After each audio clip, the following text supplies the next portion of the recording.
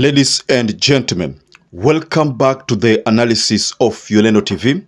I hope you're well from wherever you're watching this channel. I'd like to start this session by appreciating you so much for making this channel grow. If you wish to support us, just subscribe to our channel and give this video a like.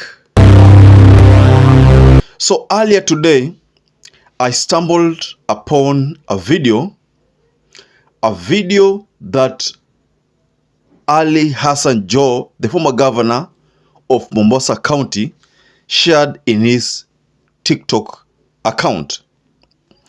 Joho was driving a very expensive car, and on his left, RAILA Odinga sat there. And in this video, Joho was very brief in the words which he said there. And from the words, Joho said, "You know how it is to drive your boss. Today, I have been driving my boss. I have been so careful. Watcher too." That is how Joho was brief in the message which he conveyed. I believe Joho had some hidden meaning to the words which he said in that video. You know how hard it is to drive your boss. Today, I've been driving my boss. I have been so careful. Wacha tu. Boss. Sio mchezo. To me, I realized that this was a political statement which was meant to send a particular message, a political message to people. I know that after Joho came out publicly, ya serikali hii ambao iliyo kwa sasa, we will look for the president. We have tasked Governor Mvurya, CS Mvurya and CS Asha and Speaker Kingi to reach out to the president so that we can quickly resolve, most importantly for now, the issues that touch on our ports. People had some different perspective to what Joho said, because Joho for the first time recognized William Samoei Ruto as the president. What followed was that there was some UDA bloggers who propagated a narrative that the State House had agreed to meet Joho. I know that these UDA bloggers had something in mind. They were out to make sure that there's friction within Azimio by saying that State House is ready to meet Joho. But they forgot that during that meeting, there were people who were selected to be representatives at the State House. And one of them was Mvurya, Kingi, and then Aisha Jumwa.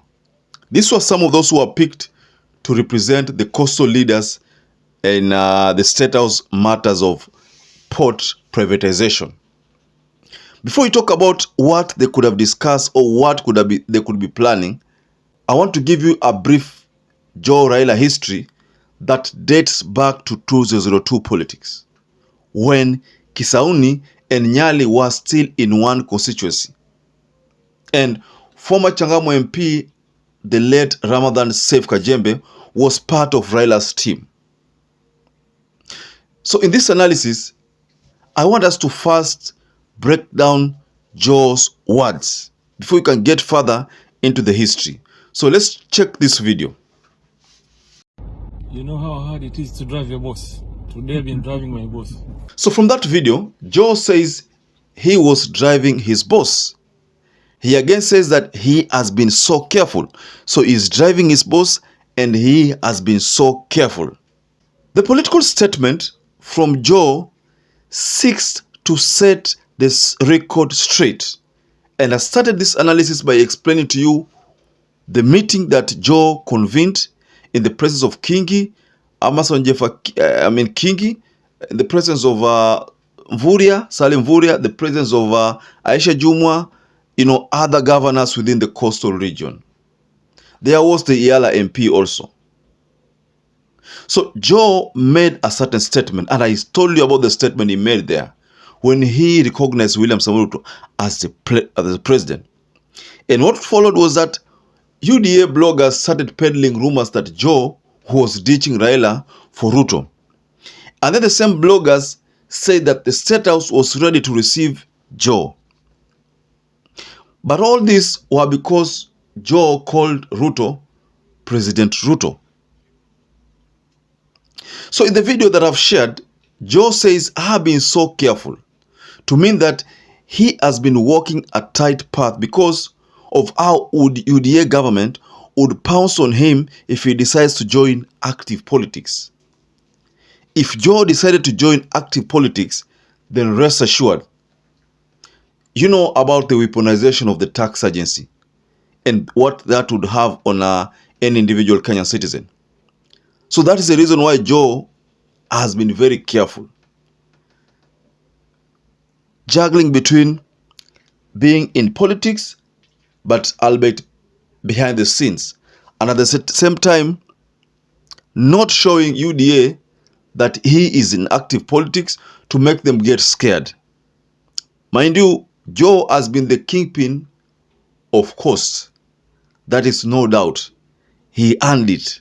So William Ruto knows very well that JOHO akianza tu kuongea na kukumbusha Wakenya about the promises ambazo waliahidiwa za SGR, za port kuregeshwa Mombasa, si port iachiwa Pwani, si nini, atuta privatize port. If they are to be reminded about these things, the politics ikianza kuwekwa hapa chini, William Ruto knows very well that atalemewa. So that's why he's praying that JOHO does not come out publicly to now start doing that campaign of reminding people the promises which were made and the promises which have not been kept. So I agree with JOHO 100% when he says that he has been so careful because of how he was forced to avoid demos and participate in small meetings that would not appear to be a major threat to UDA and KK. What do you make of this statement from Alias and JOHO? Remember, I told you that JOHO and RAILA have a history together that dates back to 2002 politics, when JOHO first became the MP for Kisauni constituency, and Kisauni constituency was with Nyali constituency, so it was one constituency.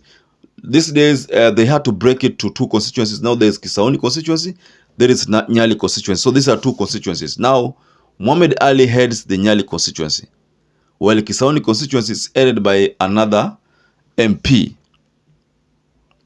So JOHO, those days when he started politics with Raila Amolo Odinga, alikuwa ni MP hapo. Na Amolo Odinga played a critical role in making sure that he secured that opportunity, and he was an MP there. And also in 2007, during the Nusumkati government, the government of the Grand Coalition government, JOHO was made an assistant minister in that government. Then in 2013, he became a governor. 2017, a governor. 2022, alimaliza term yake. So now, unamwona yuko tu, but he's an active advisor of Raila.